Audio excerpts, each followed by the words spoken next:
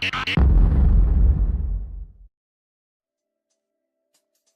guys, this is Jay Stacks. In a couple months, Apple's going to be releasing iPhone 7, and Samsung have decided not to release Note 6 but 7 instead. But which one's a better one? Here I'm going to do a full comparison, which I got from gsmarena.com. So let's get started. Alright, let's start with their network. Both phones have LTE blazing speed, but it seems that the Note 7 is pushing 450 megabytes per second in download, and the Apple only 300, which is still amazing for both phones. Okay, launch date have not been set for both companies, but rumors are suggesting that the iPhone 7 will be dropping around fall 16. But Samsung decided to take a bold move by getting a head start on sales, so expect the Note 7 to be dropping summer 16. Now for the body style, Apple will keep the same iPhone 6 body style for the 7, but will be adding waterproof to the phone, which is a plus, and possibly shed a few weights as well.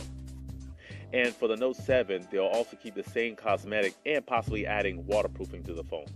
When it comes to display, Apple will now adopt Samsung AMOLED screen, but sad to say it may not be added to the iPhone 7 this year, but will be for the 7S, which will be available next year, which kind of sucks. And the Note will also get a slightly bigger screen. Pretty much that's it. Now what's going to be under the hood for the iPhone 7 is the A10 chip, which means a faster processor, which is always good. And they're also getting the new update, iOS 10. And for the Note 7, we'll be getting the Snapdragon 823 running on Marshmallow as well. Once again, faster is always better. How much memory will both phones have? Apple has decided to bring back the 16 gig, which will be their standard. This is a very smart move for Apple.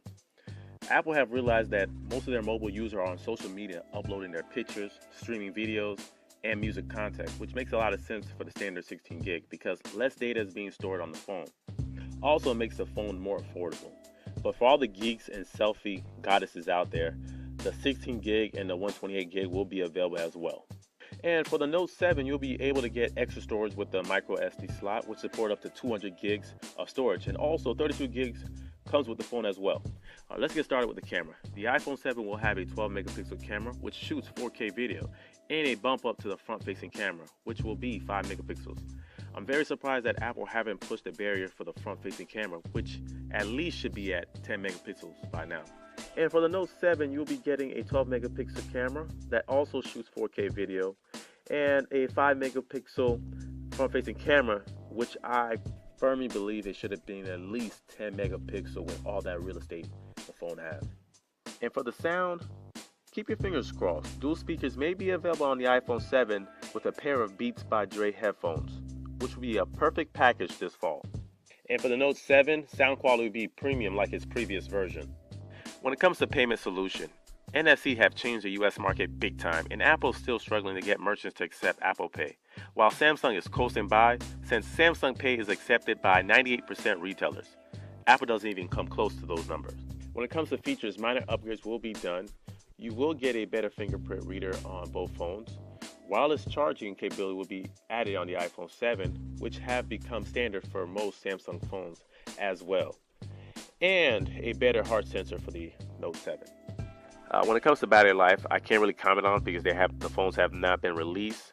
But throughout the years, both companies have done a lot of improvement on their battery life. So I'm assuming both phones are going to have great battery life moving forward. And when the phones are finally released, you're going to get the option of 4 different colors, or you can customize the phone however you like. My final thoughts on both companies, they are dominating the phone industry, and they're hoping to make basically a good profit this year. And let's see who finishes on top. Thank you guys for watching. Click the like button if you like this video, and I'm out.